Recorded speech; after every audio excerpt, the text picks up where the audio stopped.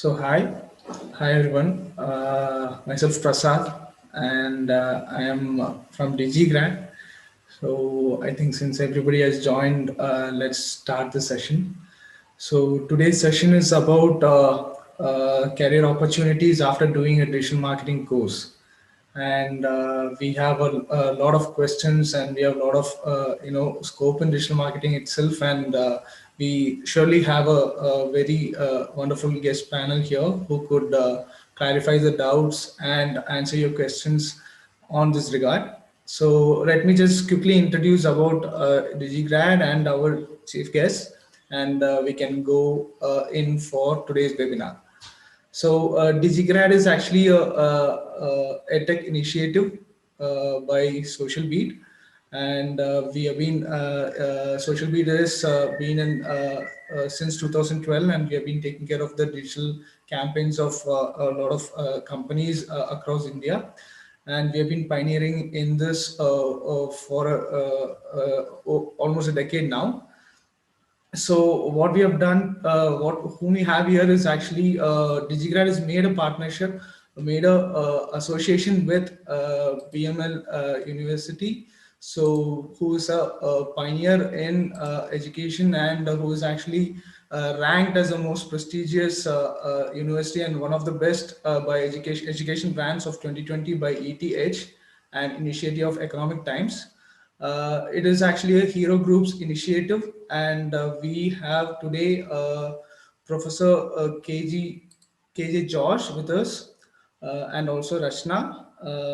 Hi, both of you. So I'll just give a quick intro about their experience and where they come from. So Professor KJ George is having a experience of more than 26 years in the areas of retail sales, business development, and teaching, and he's the industry practitioner of for 16 years. The core areas he has worked were store operation, new store development, franchising, and marketing.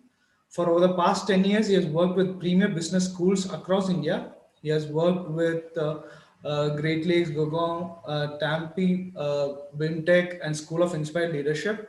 His teaching experience is in the area of retail, integrated marketing, communication, rural marketing, and marketing management. He has held senior administrative roles across the campus he has worked, and his core responsibilities included corporate connect, both for final placements and summer internships, and marketing executive education programs. So I welcome you, Mr. Professor. Next, I would like to introduce about Rachna. She also has two decades of experience in marketing, analytics, research, and business development in multiple verticals like technology, healthcare, FMCG, and e-commerce. She heads the strategy and business development for Social Beat and Influencer, a well-known digital marketing agency. She is also part of the founding core committee of Social Beat. So Rachna is facilitator of I Am Remarkable program by Google, an initiative empowering women and underrepresented groups to speak openly about their accomplishment in the workspace. And she has also awarded Women Super Achiever Award by HRD Congress in Feb 2017, and also was recognized as Super Media Superwoman in 2018. She is also Tamil Nadu Brand Leadership Awardee, and recently was honored with Iconic Woman Changing the World by WEF. So I invite both of you, and thank you so much for having a presence today. And over to you. So we can start with the webinar today.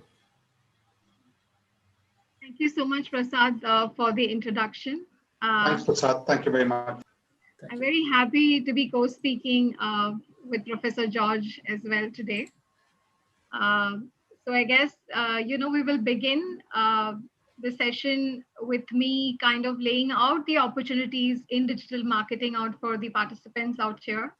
I guess then we'll move on to the questions, as well as understanding from Mr. Professor George how the modern curriculum is trying to integrate digital marketing, and that will be pretty interesting for our participants here today.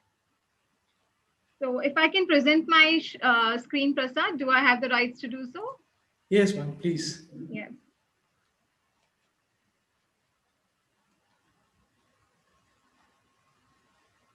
Right. The top things to consider while building any kind of career, not just in digital marketing. I think the most important question that all of us ask is there a demand? Is there a demand really for the kind of the education that we are going in for? Should I get into digital marketing? That's the first question, right? So if I do, supply to the demand, where do I fit in? Do I have those skills? That is number two. Then which are the industries that need digital? What kind of a pay can I expect? And what are the pros and cons of this industry, right? And typically when it comes to digital marketing, we really have two options. One is working for the agency and the other is working for a brand. Of course, there is one very, very interesting option, which is also called freelancing, right? And within the current COVID scenario, I think that is one thing that is really picking up, is people turning freelance consultants, even working from home. So let's go to the first you know part, which is there a demand, right? Now clearly there is a demand for digital marketing, and that we can see from the data, which shows that about 30 the digital spends today that brands are making are increasing by 30 to 40% to about 50,000 crore rupees by 2025. You will see brands spending that online to market their products. So that clearly shows that there is a demand for digital marketing as such, right? Secondly, what we're also seeing that post-COVID, what has happened is the online sales have increased more than 100%, right? More than 100%, which means that all businesses, whether, earlier it was the consumer businesses alone, but today you would see even the B2B businesses stepping up and going digital. Because with the COVID scenario, there is the only option left to connect with your customers is to go online, right? So yes. Then the other thing is to see, like from a recent report of HubSpot, what we can see is the demand for these, for digital marketing services, right? If you look at it, there is a huge gap. So potentially there are more number of people that can actually take up the jobs in digital marketing itself. So if you look at the demand, it's at about 59%, while the supply is only 19%. So there's this huge gap that you can actually make up for. So this is the right time to step up and get those skills. Now, with digital marketing itself, what you would see is that the creative services will go hand in hand.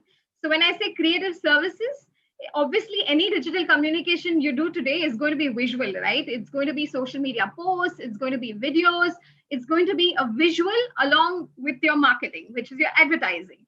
So hence, as the growth of digital marketing itself is going to ensure the growth of these creative services. So this is something that we see the trend is going up and up. Now, what is the growth potential? By the end of 2020 itself, we could see that there are over 25 lakh digital marketing jobs in India itself, right? And this is bound to go 10 to 15% annually in the next 5 years. So now to answer the question of, is there a demand? Yes, absolutely. There is a demand for digital marketing services. Now then, here also we can see some data for LinkedIn. So if someone were to just type and go and look for,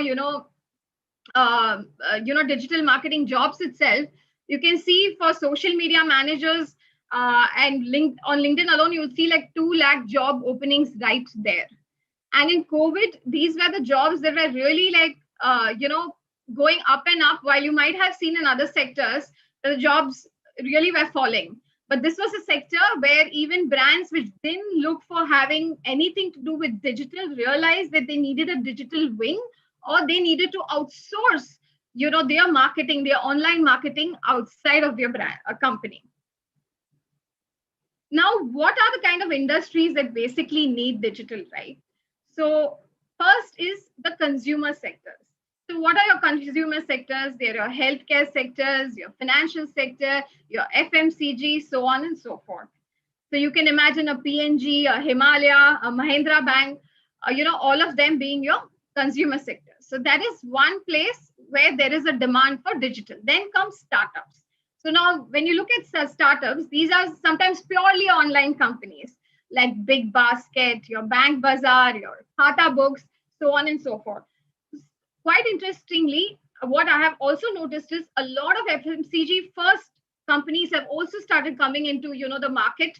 There is a brand called Wow, right? It's a brand of hair care and skin care, which basically came online first. But now what they are doing is also after going online first, they're also available in stores, right? So that is another interesting trend coming up of FMCG companies going online first. You will see a lot of health and wellness companies as well like that.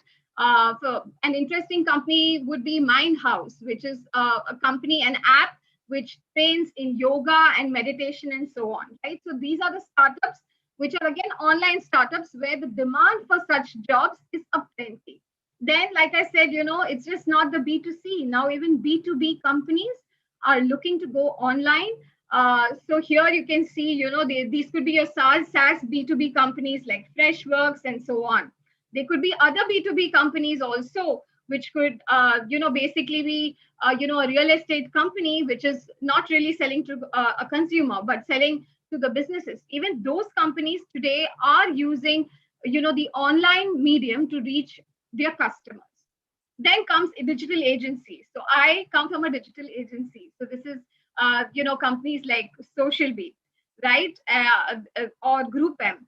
So these are the companies which basically handle digital marketing for the other sectors. It could be the consumers, the startup, or the B2B businesses. So these are the company. This is when brands themselves either want an extended team or do not want a team in house. They outsource their work to digital agencies such as Social Beat as well as Group M. Now, what are the different type of digital marketing roles? What is it that will fit your skill set? So if I were to broadly divide, I mean, there are 6 broad roles. One is advertising and media, there's social media, there's design and creative, there's content and SEO, there's technology, and there is data science analytics. Now, what do these roles encompass, right? For an advertising role, basically, as an advertising manager, you should be able to optimize your campaigns. You should have analytical skills and you have a business mindset. So that is the basic profile, right? So if you have heard of Google AdWords or advertising on Facebook and so on, so that is the kind of profile that this role entails. Then comes social media itself, right? The role here encompasses creating social media campaigns, right? It's a very creative kind of a role. It also includes ORM. And here, what we look at this role is it's very multitasking as well. This could also include advertising in social media as well, right? Then the third role, which is design and creative communication. Now, this role encompasses basically making those creatives, making those posts, those videos, etc., that goes with the campaigns, right? So here the person will have basically, skills of making videos and doing posts and so on. They will, be conversant with tools like Photoshop, Illustrator, and so on, right? Then comes content and SEO, right? So to drive here, the skill basically requires you to know how to drive traffic to the website or whatever your digital asset is organically, right? So this is not paid advertising. This is organically trying to drive traffic to your website. For this, in this role, typically, the SEO managers know the various ways into the Google algorithms to understand how they can drive the traffic organically to the website, right? And content also plays an important role because content plays, is very imperative to basically good SEO. So good content on a website is ranked, highly by Google. So content writing and SEO these days go hand in hand. Although, this skill set, you can have a part of this skill set Like you could be a content writer who understands SEO, while you may not have to, optimize the URLs and all that. That kind of a job can be taken over by another person, right? Then technology. When I talk about technology, these are people who basically know how to build the websites, right? And when I say websites, it's just not any website. This is a website that basically is very conversion friendly. This is understanding the UI and UX. So if it were to be e-commerce, this is to study, uh, how many, for example, how many people have, put the product into the cart? Are they checking out easily? How should the design be? Should the buy button be on the right or on the left? So there's a lot of, not just, there's a lot of conversion thinking that goes into building that website. So that is one skill set. It could be websites, it could be developing apps, it could be developing landing pages, and so on. Then the interesting and the more newer element that has come into digital marketing is analytics, right? And analytics is used for several reasons. It starts from understanding who your potential customers are, or understanding or trying to predict what your customer is going to do next, right? So broadly, these are the roles that you can look for in the area of digital marketing. Now, do you have the skills? Well, then these are the questions that you basically need to ask yourself. But I have broadly covered this, in the previous slides. But looking into it, so for a search engine marketer, obviously you need to have an in-depth knowledge of digital advertising itself, which means you need to understand Google advertising, a lot of social media advertising on Facebook. You could also be, someone who could be proficient in Google's programmatic advertising, which is the DV360, right? All of that. And I think communication here also plays an important, role, because you have to be able to communicate, what are the different things that you're doing to optimize the campaign, right? Then comes social media management. Now, for social media management, you should be somebody who has a strong written and oral skills, somebody who's, having ideas all the time, which are very interesting, someone who can understand target groups, who can study the target groups and understand what is the kind of communication on social media that's going to be interesting for them. Now, if you had to be a content strategist, again, it's again strong written and verbal communication, but with a research mindset, because when it comes to online marketing, a lot depends on our one search engine, which is called Google. And while you're trying to write content, you should also be thinking of how can this content be more SEO friendly, right? So those are some of the skill sets that you need for a content strategist. Then comes the search engine optimization. Here again, like I said, you have to be proficient in all of the Google algorithms, which are the different ways in which you can rank better, a lot of knowledge on what is on-page, on-page SEO as well as off-page SEO, right? How can you get better backlinks from other sites? How do you understand which are the different domains where you can get the different backlinks from, and so on and so forth. Then comes the data analyst, and like I said, that in this role you'll have to be someone who has great passion for numbers, for data. You could be proficient in R or Excel, and the basic idea here for you will be to glean insights and work on those insights, right? And to give it to the team, so that the team who is working on the campaigns of the clients can actually have a campaign which is well optimized, can give better ROI, and so on. Now there are a couple of other jobs, like I said, web development and app development. That's something I have covered in the previous section, so I'm skipping that. But then when there is another job role, which is a strategy job role.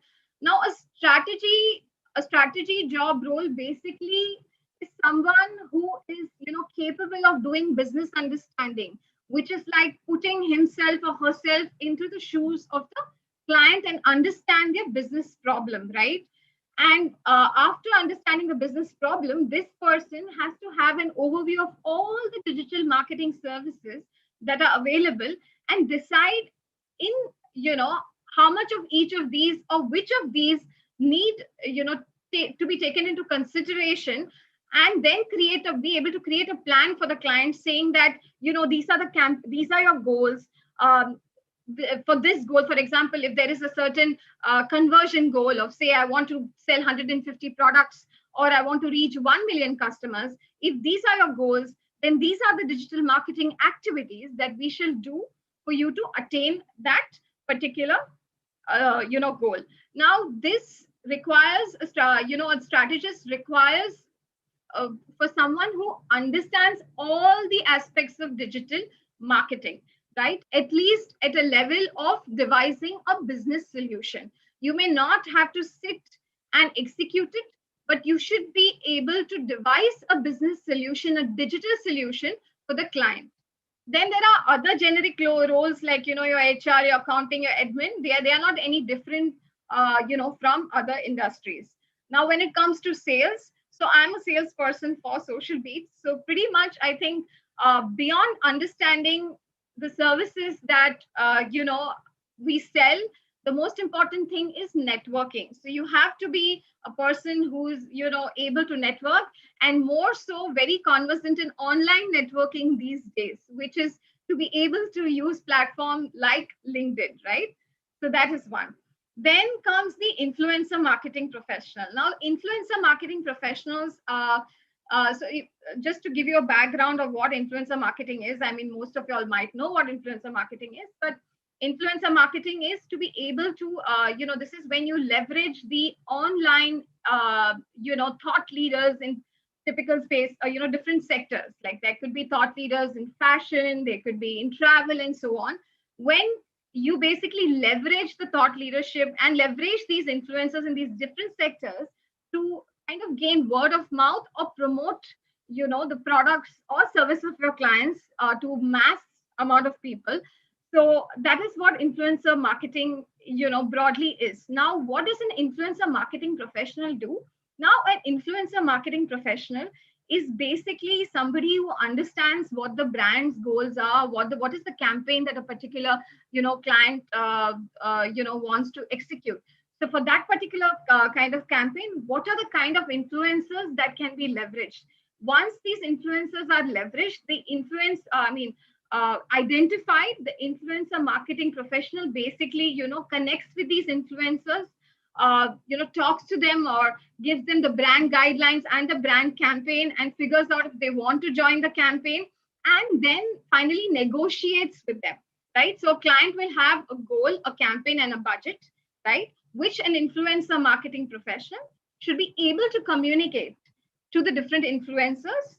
So, and then get the campaign executed, right? So those are the typical, skill sets required of an influencer marketing professionals. So definitely communication is the number one skill set that is really important for an influencer marketing professional, right? Then now, what can you do? What are the different certifications and the tools that you can basically, get to start learning digital marketing, or get a proficiency in digital marketing? So apart from the paid courses, the excellent paid courses like the one that DigiGrad is doing, you also have some free online courses as well, which is by the Google Academy. You have the Facebook Blueprint, you have the Hootsuite, you have the HubSpot Academy. These are all online and open tool, basically platforms where you can learn, right?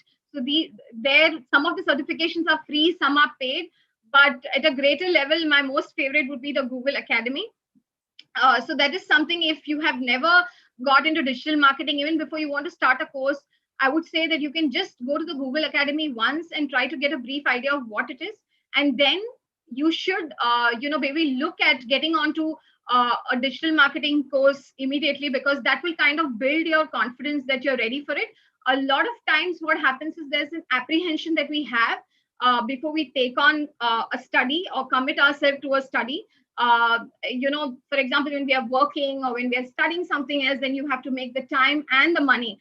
So to kind of, I think, demolish that apprehension, you can look at just going to Google Academy once, take one short course and understand it, And then right on, you can go and invest in any of these online marketing, courses that, agencies like DigiGrad offer, right?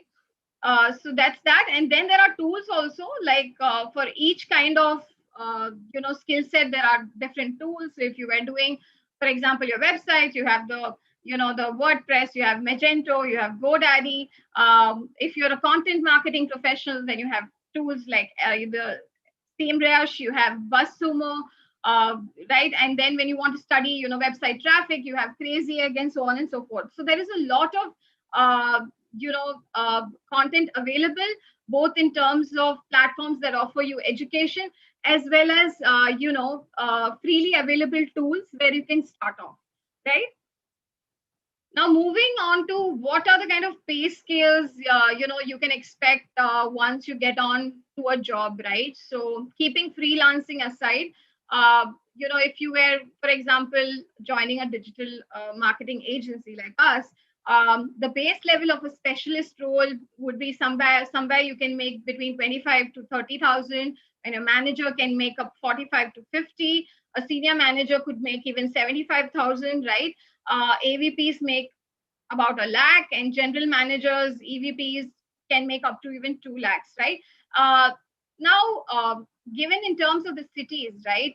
Bombay, Bangalore, all were early starters to digital marketing, while Chennai was a bit slow, right? So the digital marketing industry in India could be at least like 15 years or 14 years into it. But it was Bombay's and the Bangalore's that caught up first. But now when you see the growth of, the demand for the jobs, you see that, the growth in cities like Chennai and Gurgaon is much higher. Chennai is growing to about 26%, and Gurgaon, you can see that it's about a 28% and so on, right? So you can, look at these cities as well as interesting entry points for you all. Of course, the salary wise, you will see a difference as well, obviously, because the living costs in city like Mumbai is really, really high. So the pay scales are much higher than that you would see in Chennai, for example. And what are the pros and cons, really, right, while considering this career? So if I would talk about the pro, there is, you could be anybody. You can just be an accountant who decides to do a digital marketing course, right? It's just an additional skill set that you will have, right?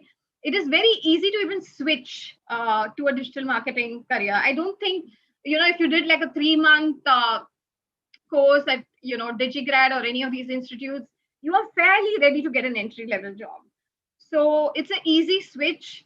Also, because digital is so much in demand right now, the job security is just solid, right? Especially during COVID times, I think this has been a solid, industry.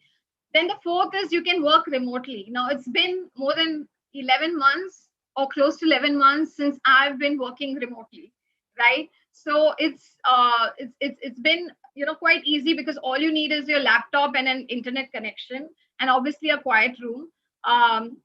So it makes working remotely is not so difficult. In fact, not difficult at all for this industry, right? And you can easily be a freelancer as well. Because you see, even the smallest of businesses today are getting online, right? Like a small departmental store as well. Now those people cannot afford like big agency fees and so on and so forth, right? So if being a freelancer, you have great opportunity even to get projects. They are high in demand at the moment, right? And the other thing is training as you please, because you have so many online platforms, like I showed you, so many tools out there that you can use. So you can train yourself at the time that you are free, and it's not going to be hard at all. Then once you get onto one skill set, for example, if you were writing content, right, you can easily learn the SEO part of it, because you will be building content which is SEO friendly. Then you can start learning the SEO part of it, like how do I get good backlinks, which are different platforms that I can identify to get the backlinks, so on and so forth. Now, what are the cons of this industry? It's a very, very fast-paced industry, and you have to constantly be studying and reading and keeping up. The competition also is very, very high, and clients expect, really aggressive turnaround times, especially if you're on the, agency side. So those are basically the cons, but more than the cons, I really think there are pros. I think the cons look pretty much like the cons of any other industry to me, because we are all in a fast-paced environment, no matter what we are doing and how we are working. Now, keeping freelancing aside, I just want to give a broad, difference, rather an overview of what you can expect when you're working with a brand, and what can you expect when you're working with an agency, right? See, when you work with a brand, obviously, for example, if you are working with a brand like, say, Himalaya, right? So if you're working with Himalaya, then your entire focus will be that on that brand. In fact, you might, since the Himalaya team is so big, that you might be working in one of their sub brands. I mean, like, say for the face washes or something, right? So you will have that one brand to focus on, right? And you'll be more like a planner, for that particular brand, and you will be negotiating internally with the stakeholders. So you will be, you have to sell your idea internally, right?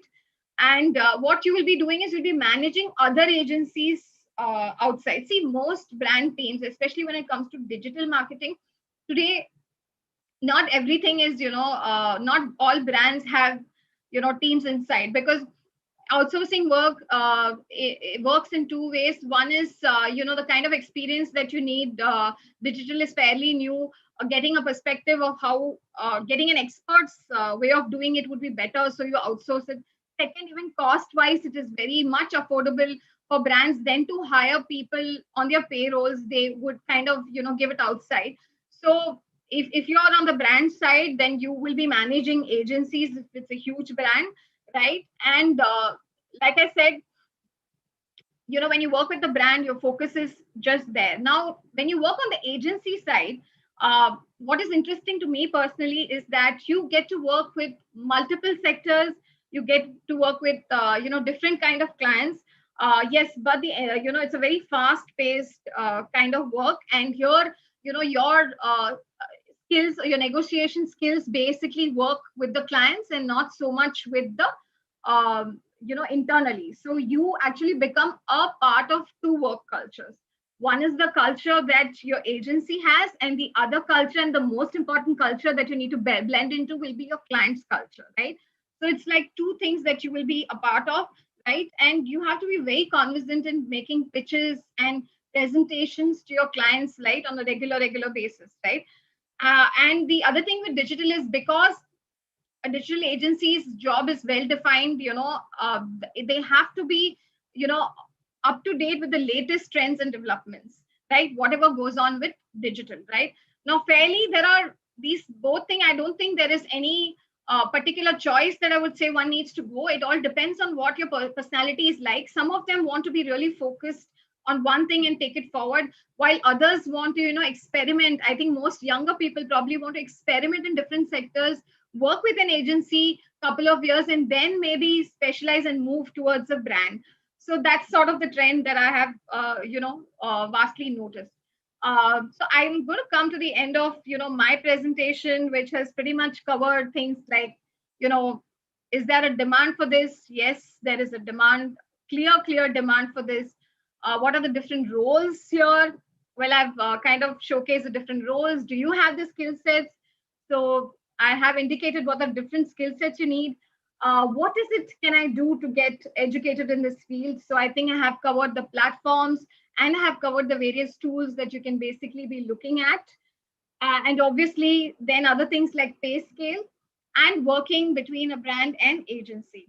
So I hope I have that covered. And I think now the interesting part will be to, I would like to know more from Professor George as to how does he see, the modern college curriculum take on, digital, and how do you see it grow, Professor George? Thanks, Vichkanatra. So I will not take much time. It's already 4:40, and I think there will be time for your question answers also.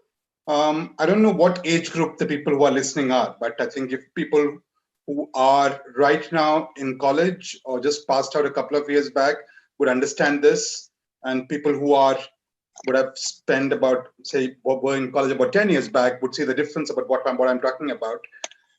Today, when I was doing a research on what the BBA BCom program was teaching, as I was trying to find a course structure for digital transformation.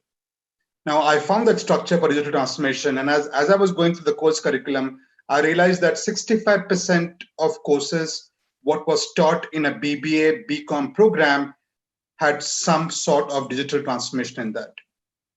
It could be blockchain, it could be fintech, it could be analytics, it could be IoT. They all were part of the BBA BCom program. So that's how a university, or I'm not just saying BML Munjal University, how any university have kind of developed over the last 3 to 4 years and try to inculcate what I call the industry 4.0 pillars. It could be digital transformation, it could be design thinking, it could be analytics, or it could be the other new facets which are coming up like AI, ML.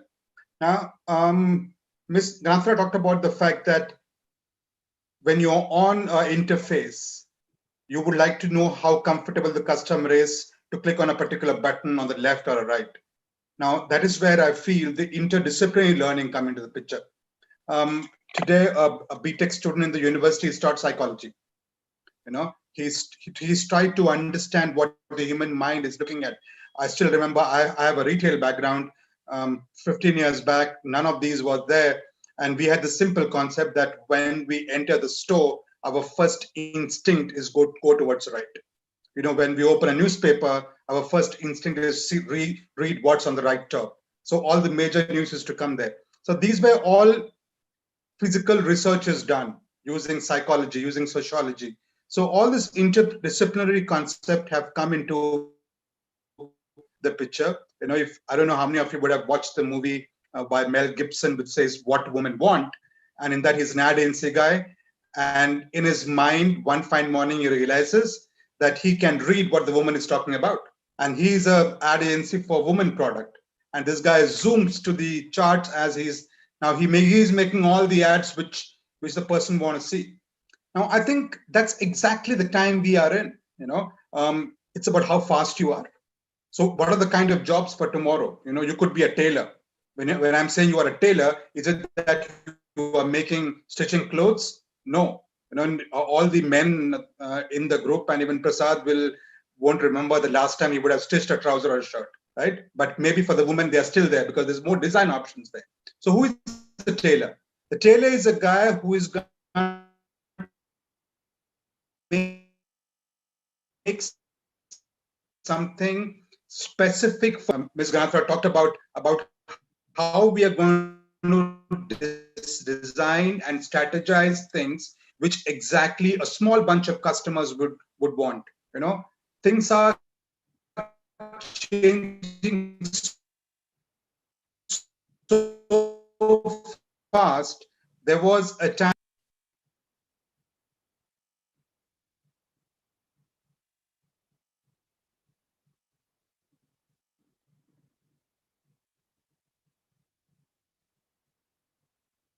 Hello? Am I audible, ma'am? Yeah, Professor, you are audible now. There was a little bit of patchy signal, Yeah, but yeah. Yeah, that's why I asked. My connection just went for a minute, I presume. So, when you Professor,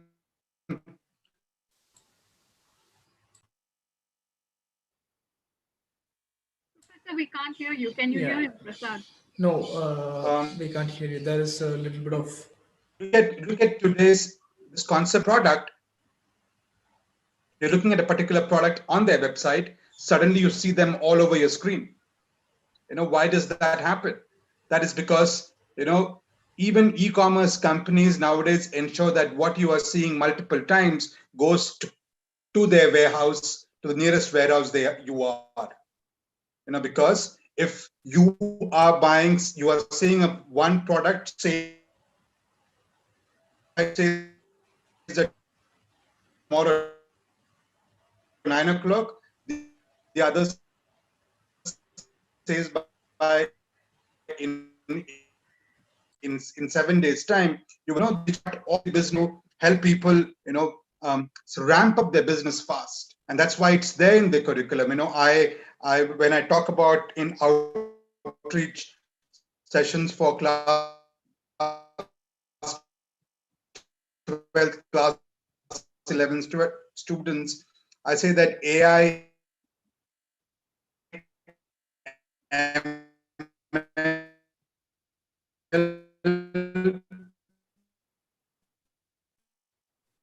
10 years back, or not even back, 7 years back, could imagine is September, October, a particular year, Apple phone comes into the picture. By March, I think by January, I read an article in which Apple is talking about what is going to be the next feature in the next design, or the next time in 2 months. Data intelligence or digital thinking, or even the main core of the area which we're talking about, digital marketing. You will not understand customer. Today, businesses ramp up. Today, we see in 2 years' time, a business is like 100 crore, 200 crores. As a real reason means because of digital marketing, their reach has become seamless. I can be at one room. We're talking about edutech. I was having a discussion with one edutech company, and they said that their business grew 8% the last 1 year. There was one company which said that it went up by 60% the last 1 year. I know of edtech companies in the last 1.5 years, they have gone up from 240 crore business to 360 crores. It is just because everything is on the screen. People like you who would learn and get into these areas will understand and will try to make people understand faster what they want. End of the day, you have a benefit. The customer has a need. How you can correlate that?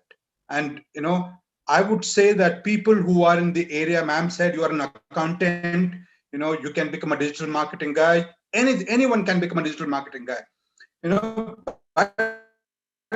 But you should need to understand the sociology part of it, and certainly as what Ms. Ganatra mentioned about the fact that analytics, that is the core. If you understand data, you will be able to react fast. And if you react fast, you will be able to give an ad fast. And if you give an ad fast, you're beating a competition. There could be 20 people doing the same thing, selling the same product. But what hits your mind first? That's what it's all about. And that's, these are how we are putting all this into the curriculum. When you talk about the life skills part of it, critical thinking, that's again very much a part of, I would say, all the industry 4.0 new concepts coming up. Don't jump to a conclusion. Ask questions. It's like you want to sell me a pencil and you don't know whether if I'm an artist or an architect or I have kids who use pencil. There's no point you pitching that to me.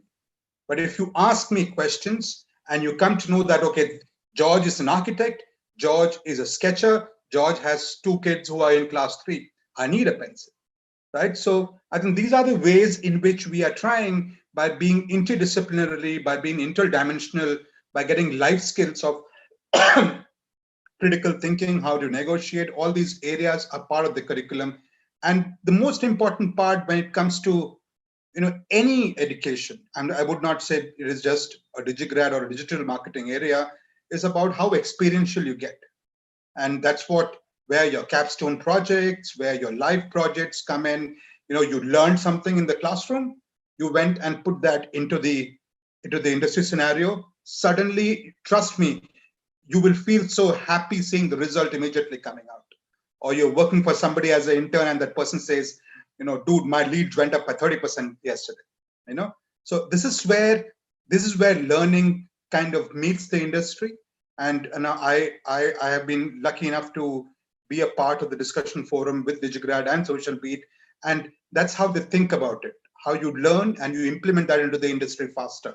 So we also, as a university, tend to follow the same thought process which we have. I think Prasad, we're already at 4:50. I think we should start our questions, I presume. Thanks. Thank you so much, Professor and Rashna. It was actually a really interesting session, and I think we had a lot more to discuss. And due to time, we are cutting it short, I think. And so let's move to a few questions that we have over here. I'm sure most of it we would have covered, but I just want to go for the main ones. So Rajshri has asked what kind of experience in terms of vintage or years of work experience is needed for each of these roles. Can you highlight the same? So this, asked about the work experience part of it for the different roles. So probably we can quickly brief into it. So I would like to add there, that is something that makes digital marketing so different, that the years of experience will give you probably a better salary because that's how you will grow. But to get started off, I don't think there is a limitation to, even if you did a 3 month, 6 month course, you are ready to step in, right? So that shouldn't matter. But yes, the pay scale will grow as you grow, right? Obviously, there is a pay scale for an entry level to somebody who has spent years there, right? So yeah, of course. And then the kind of organization that if you had a zero work experience but you've done a course, then maybe you are ready to maybe the agency you join in will typically not be the top 50, but you could still find an agency which is a startup with a 10-member team, 20-member team, and you grow along, and that's what you do. But the growth in this sector is so fast paced, that right? So it's a quicker ladder movement than you can imagine. Yeah. True, true. And just to add to that, Prasad, you know, I, I won't even say 10 years back, maybe even lesser. Someone who was a very good writer, the only option that person had was that he or she's a very good writer. Today, if you are a very good writer and you know how to that storytelling art, I think there's no age for you to get into the content part of it. As Ms. Ganatra very rightly talked about how exactly can you bifurcate. Not everybody could be an SEO guy.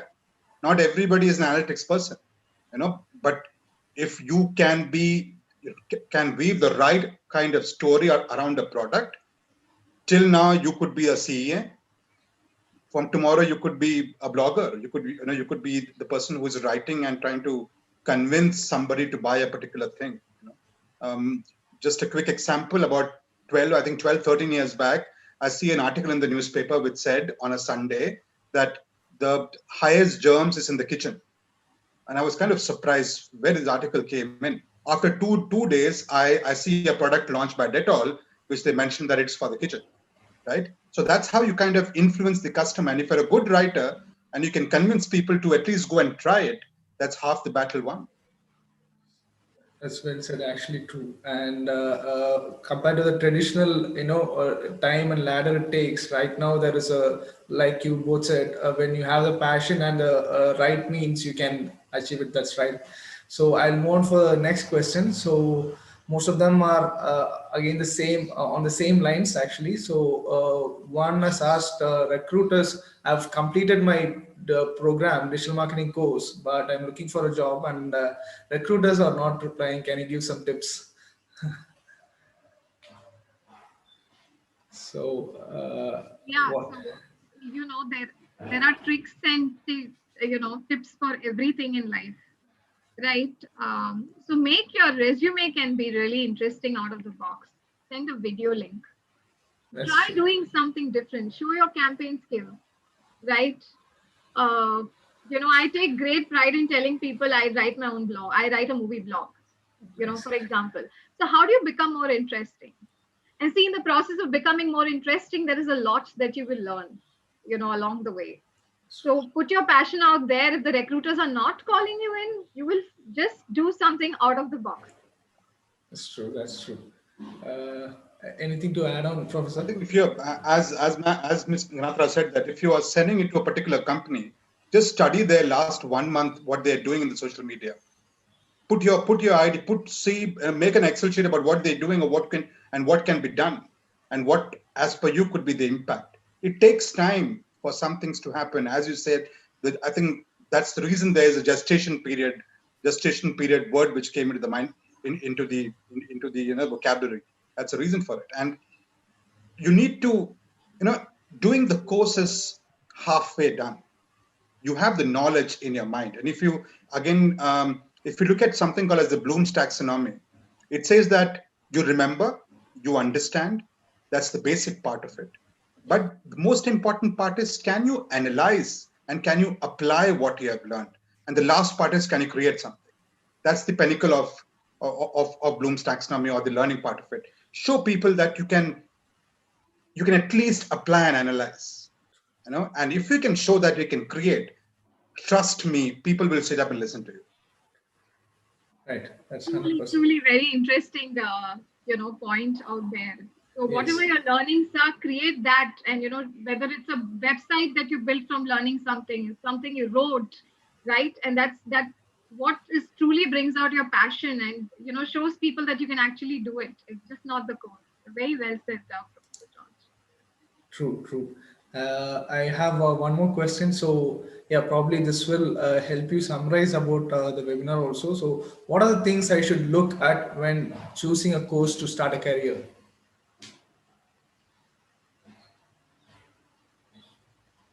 So, just ask my Certainly don't look for mega. the money initially.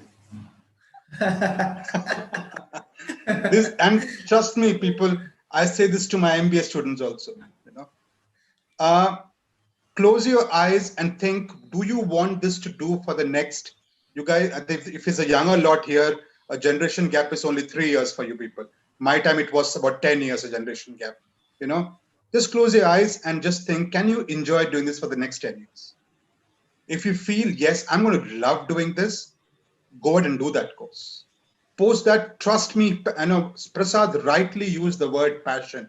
I use it as PQ level. For me, Pursuit of Happiness is the movie, or Shawshank Redemption is the movie.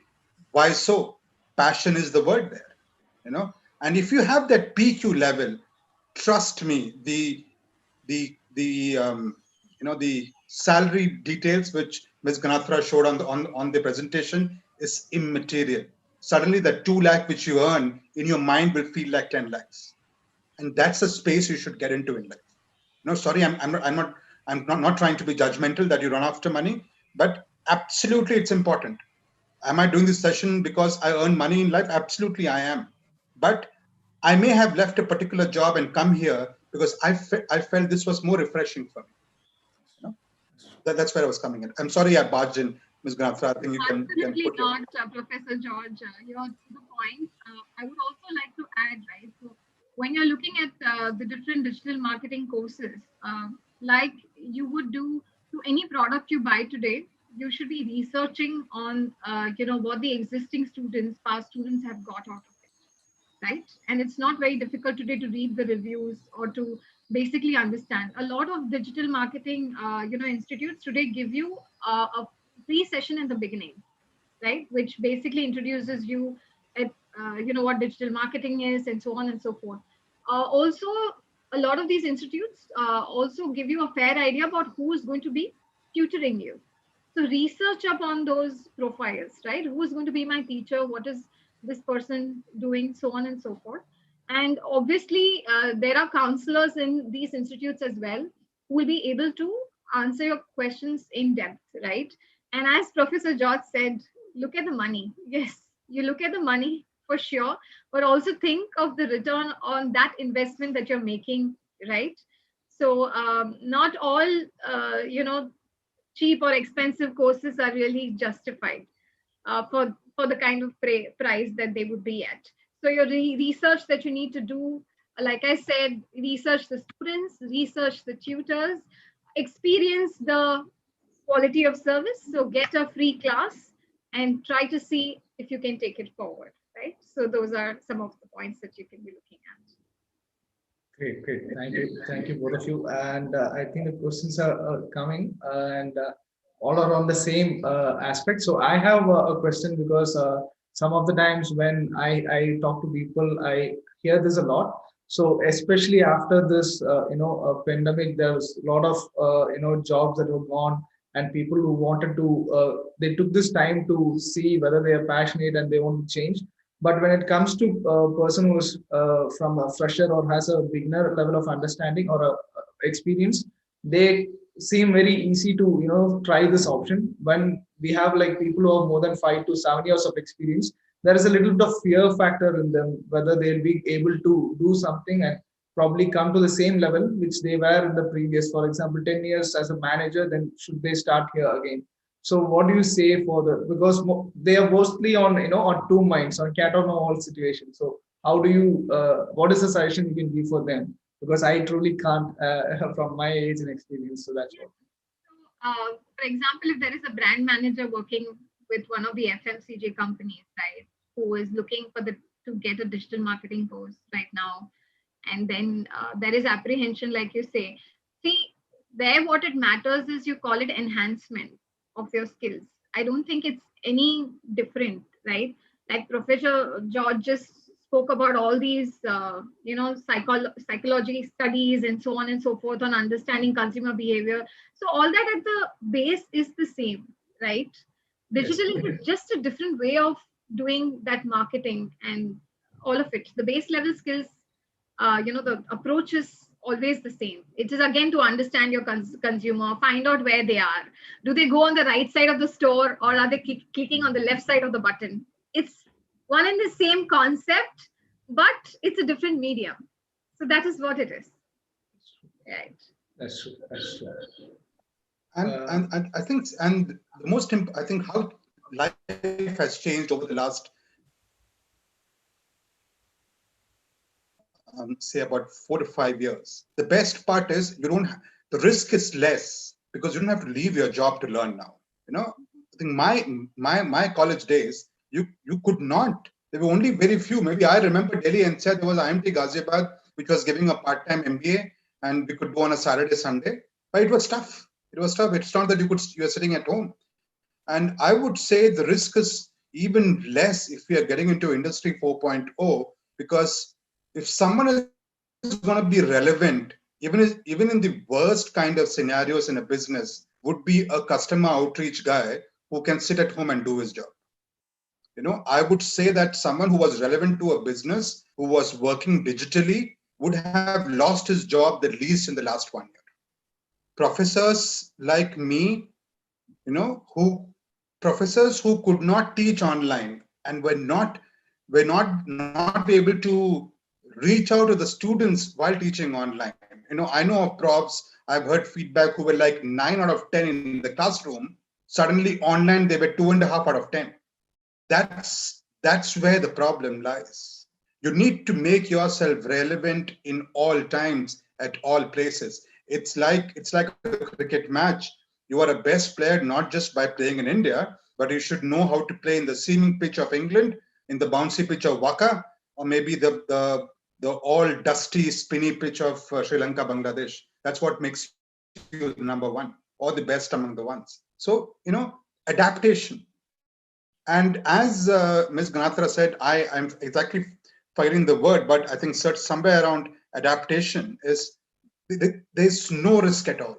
It's about enhancement. Yes, she uses the word enhancement. You are just from one, by understanding your customer, by doing physical researches, now you are understanding your customer using digital terms. Things change, the tools change, but end of the day, it is the customer. End of the day, trust me, it's about how much money you are earning for the organization. So I don't think so it's a risk if you're not leaving your job. Thank you, Professor, and thank you, Rashna. I think we have come to an end of the session, but I really do wish, like most of us in the session, honestly, that we had a lot more time, because both of you had very, I think the experience and the insights answers all the questions, and we wish to have more sessions like this. And I think we have left a feedback form for those who are watching, that if you have more questions, or you can let us know about the feedback, so we'll get back to you. And regarding the program itself, if you have to have any questions, you can again leave your feedbacks there. We'll definitely get back to you. and that's all from my end. Any final finishing words from both of you before I wind up the session?